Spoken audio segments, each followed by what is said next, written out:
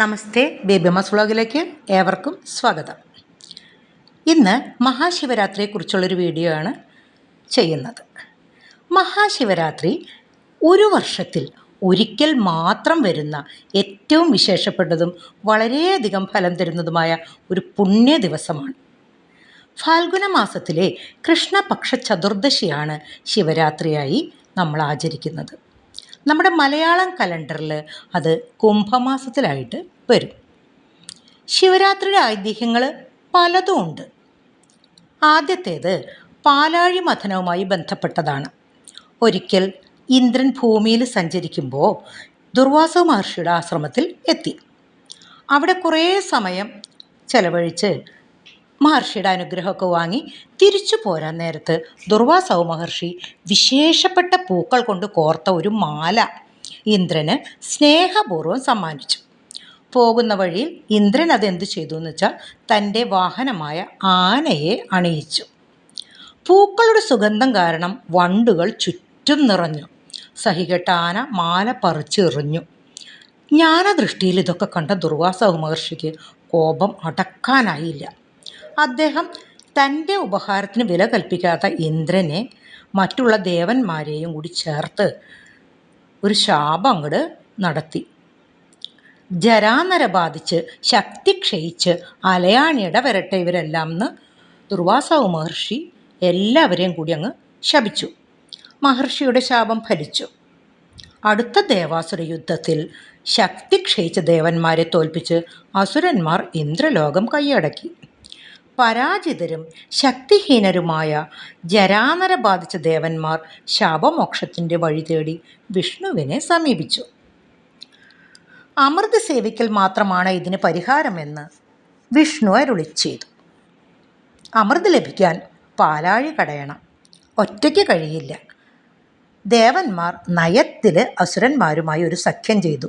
അമൃത് ലഭിച്ചാൽ അസുരന്മാർക്കും പങ്കിടാം എന്നുള്ള നിബന്ധനയിൽ അവരെയും കൂടി ചേർത്ത് പാലാഴി മഥനം നടത്താൻ തുടങ്ങി. മന്ദരപർവ്വതത്തെ കടയാനുള്ള കോലും വാസുകി സർപ്പത്തെ കയറുമായി പാലാഴി മഥനം ആരംഭിച്ചു. പതുക്കെ പതുക്കെ പാലാഴിയിൽ നിന്ന് അപ്സരസുകൾ, കൗസ്തുഭരത്നം, ഉച്ചൈസ്രവസ് എന്ന വെള്ളക്കുതിര, കൽപ്പവൃക്ഷം, കാമധേനു, ലക്ഷ്മി ദേവി ഇങ്ങനെ വിലമതിക്കാനാവാത്തത് പലതും പൊന്തി വന്നു.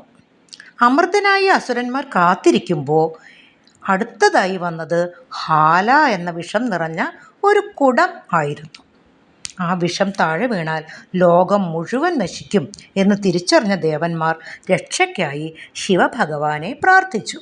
ഉടൻ പ്രത്യക്ഷനായ ശിവഭഗവാൻ ലോകരക്ഷയ്ക്കായി ആ വിഷം സ്വയം കുടിക്കാൻ തുടങ്ങി. ഇത് കണ്ട പാർവതീദേവി ഓടി വന്ന് കഴുത്തിൽ പിടിച്ച് വിഷം താഴേക്കിറങ്ങാതെ തടഞ്ഞു നിർത്തി. വിഷം ക്രമേണ കണ്ഠത്തിൽ ഉറച്ച് ശിവൻ നീലകണ്ഠനായി മാറി. കടുത്ത വിഷം ഉള്ളിൽ ചെന്ന ശിവൻ യോഗനിദ്രയിൽ അമർന്നു. എല്ലാവരും ശിവഭഗവാനെ ശുശ്രൂഷയിൽ രാത്രി മുഴുവനും ഉറക്കമിളച്ച് കൂട്ടിരുന്നു.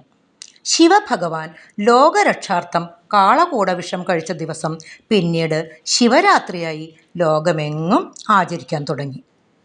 കാശ്മീരി പണ്ഡിറ്റുകളുടെ ഇടയിലുള്ള ഐതിഹ്യം ശിവൻ പാർവതീദേവിയെ പരിണയിച്ച ദിവസമാണ് ശിവരാത്രിയായി ആചരിക്കുന്നത് എന്നാണ്. പ്രദോഷം മുതൽ അമാവാസി വരെ 3 നാൾ വ്രതങ്ങളോടെ അവർ ശിവരാത്രി ആചരിക്കുന്നു.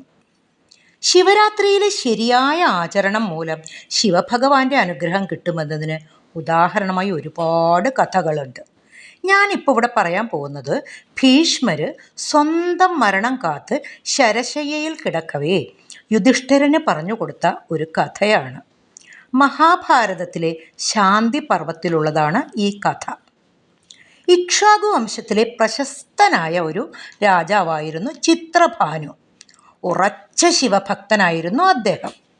ഒരിക്കൽ ശിവരാത്രി വ്രതമെടുത്ത് പ്രാർത്ഥിച്ചിരിക്കുന്ന സമയത്ത് അഷ്ടാവക്രമുനി അവിടെ എത്തിച്ചേർന്നു. ശിവരാത്രി വ്രതത്തിൻ്റെ മഹാത്മ്യം എന്താണെന്ന് മനസ്സിലാക്കാനായി അഷ്ടാവക്രൻ ഒരു കഥ പറയാൻ തുടങ്ങി.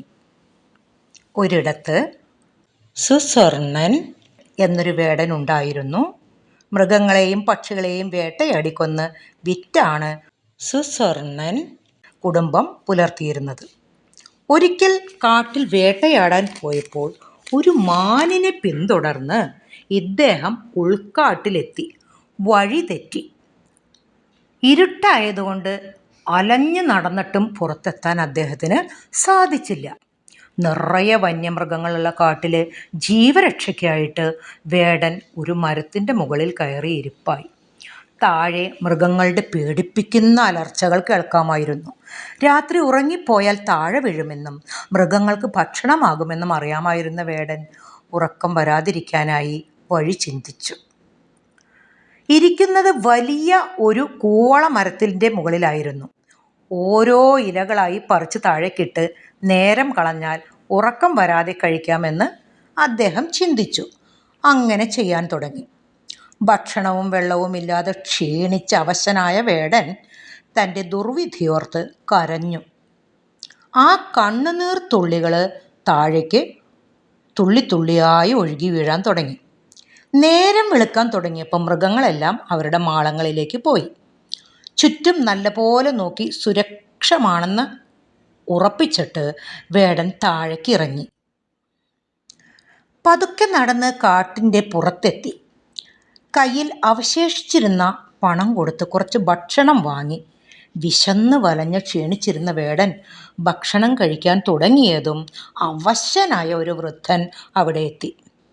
ഒന്നും കഴിച്ചിട്ടില്ലെന്നും എന്തെങ്കിലും കഴിക്കാൻ തരണമെന്നും അപേക്ഷിച്ചു. ഒരു മടിയും കൂടാതെ വേടൻ തൻ്റെ ഭക്ഷണത്തിൻ്റെ പകുതി ആ വൃദ്ധന് കൊടുത്തു. ഭക്ഷണം കഴിച്ചു കഴിഞ്ഞ വേടൻ തിരിഞ്ഞു നോക്കിയപ്പോൾ വൃദ്ധനെ കാണാനില്ല. അവിടെ പ്രകാശം പൊഴിച്ച് ഒരു ദിവ്യരൂപം പ്രത്യക്ഷപ്പെട്ടു. അമ്പരം നിന്ന വേടനോട്, ഞാൻ ശിവഭഗവാന്റെ ഭൂതഗണത്തിൽപ്പെട്ട നന്ദികേശനാണെന്നും നിങ്ങൾക്ക് ഭഗവാന്റെ എല്ലാവിധ അനുഗ്രഹങ്ങളും ലഭിച്ചിരിക്കുന്നുവെന്നും പറഞ്ഞു. വേടന് ഒന്നും മനസ്സിലായില്ല. നന്ദികേശൻ തുടർന്ന് പറഞ്ഞു, ഇന്നലെ ശിവരാത്രിയായിരുന്നു. ഒന്നും അറിയാതെയാണെങ്കിലും ജലപാനമില്ലാതെ ഉപവാസവും മൗനവ്രതവും എടുത്ത് ഏകാഗ്രമായ മനസ്സോടുകൂടി കൂവളത്തില കൊണ്ട് അർച്ചന ചെയ്തതിനാൽ പല ജന്മങ്ങളിലെ പുണ്യം നിനക്ക് ലഭിച്ചു കഴിഞ്ഞു. കൂടാതെ ഉപവാസം കഴിഞ്ഞ് സാധുക്കൾക്ക് ഉപകരിക്കുന്ന തരത്തിലുള്ള അന്നദാനം നീ ചെയ്തതിനാൽ ഇനി നിനക്കും നിന്റെ കുടുംബത്തിനും ശിഷ്ടജീവിതം ഏറ്റവും സന്തോഷത്തോടെയും എല്ലാവിധ സൗഭാഗ്യങ്ങളോടെയും ജീവിക്കാൻ കഴിയും. മരണശേഷം നീ സ്വർഗത്തിലെത്തി അവിടെ ഒരുപാട് കാലം വിവിധ സുഖങ്ങളും അനുഭവിച്ച് കഴിഞ്ഞതിന് ശേഷം ഒരു രാജാവായി വീണ്ടും പുനർജനിക്കും. നീ ഇരുന്ന മരത്തിൻ്റെ താഴെ സ്വയംഭൂവായി ഒരു ശിവലിംഗം പ്രത്യക്ഷമായിട്ടുണ്ട്. അത് പ്രസിദ്ധമായ ഒരു പുണ്യസ്ഥലമായി മാറും. അനേകം പേര് അവിടെ ദർശനത്തിനെത്തും. ഇത്രയും പറഞ്ഞ് നന്ദികേശ്വരൻ മാഞ്ഞുപോയി. അഷ്ടാവക്രൻ പറഞ്ഞ കഥ കേട്ടതും രാജാവിന് പൂർവജന്മസ്മരണ ഉണ്ടായി. കഴിഞ്ഞ ജന്മത്തിൽ താനാണ് വേടനായിരുന്നതെന്നും ശിവരാത്രി ശരിയായ രീതിയിൽ ആചരിച്ചതിൻ്റെ പുണ്യം കാരണമാണ് ഈ ജന്മത്തിൽ രാജാവായത് എന്നും തിരിച്ചറിഞ്ഞ അദ്ദേഹം ഈ കഥ നാട് മുഴുവനും അറിയിക്കാൻ ഉത്തരവിട്ടു. ഇതേ കഥ ലുബ്ധകൻ എന്ന പേരിലും വേറൊരിടത്ത് കാണുന്നുണ്ട്. ശിവരാത്രി മഹാത്മ്യം വെളിവാക്കുന്ന ഈ കഥ എല്ലാവർക്കും ഇഷ്ടമായി എന്ന് കരുതട്ടെ. എല്ലാ പുരാണ കഥകളും ഓരോ സന്ദേശം നമ്മൾക്ക് നൽകാൻ വേണ്ടി സൃഷ്ടിക്കപ്പെട്ടവയാണ്. ശിവൻ കാളകൂട വിഷം കുടിച്ച കഥയിൽ നിന്ന് നമ്മൾ ഉൾക്കൊള്ളേണ്ടത് സ്വന്തം രാഷ്ട്രത്തിനു വേണ്ടിയും ലോകസമാധാനത്തിനു വേണ്ടിയും ത്യാഗം ചെയ്യാനുള്ള സന്നദ്ധതയാണ്. അതുപോലെ ചിത്രഭാനുവിൻ്റെ കഥയിലൂടെ ഭീഷ്മർ വെളിപ്പെടുത്തിയതും ഇത് തന്നെയാണ്. ത്യാഗമാണ് ആരാധനകളുടെ അടിസ്ഥാനം. സ്വന്തം സുഖത്തിലും സുഖജീവിതത്തിലും എന്തെങ്കിലും ഉപേക്ഷിച്ചുകൊണ്ട് പുലർത്തുന്ന അനുഷ്ഠാനങ്ങളും വ്രതങ്ങളും മൂലം ഈശ്വരാനുഗ്രഹത്തിന് നമുക്ക് വഴി തുറക്കുന്നു. ദാനത്തിനായി ചെലവഴിക്കുന്ന ധനം അർഹരായ ദരിദ്രർക്ക് ഉപകരിക്കുമ്പോൾ മാത്രമാണ് ദാനത്തിന് ഫലം ലഭിക്കുന്നത് എന്ന സത്യം കൂടി ഇതിലുണ്ട്. അർച്ചനകളിലും പൂജകളിലും മനസ്സ് നിർമ്മലവും ഏകാഗ്രവും ആകേണ്ടതിൻ്റെ ആവശ്യകതയും ഈ കഥ നമുക്ക് മനസ്സിലാക്കി തരുന്നു. എല്ലാവർക്കും ശിവഭഗവാന്റെ അനുഗ്രഹത്തിനായി പ്രാർത്ഥിച്ചുകൊണ്ട് നിർത്തുന്നു. നന്ദി.